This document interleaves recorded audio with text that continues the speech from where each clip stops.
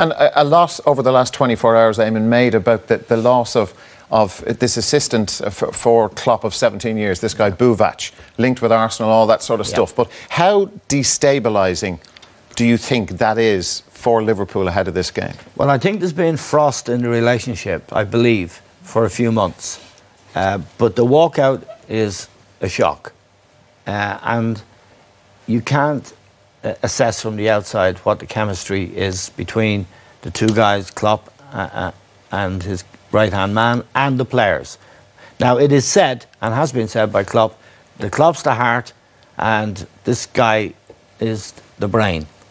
Well, if that's the case, they're going to Rome without a brain.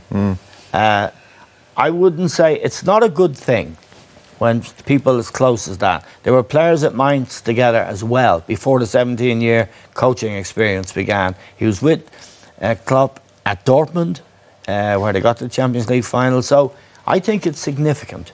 We won't know until we see the match. Significantly? I wouldn't have thought so on one particular game like this evening. Maybe going forward, Klopp might miss his right-hand man. But tonight, they're within touching distance of the final. They have a 3-goal lead. These are all big players.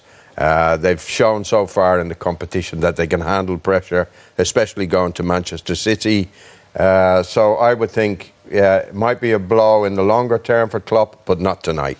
You would assume it needed to be made. I mean, you wouldn't make a change like that, or you wouldn't ask a member of staff to leave, or the member of staff wouldn't leave himself between the two legs of a semi-final in the Champions League if it wasn't necessary. It's hard, as Eamon says, to judge what impact it will have on the players.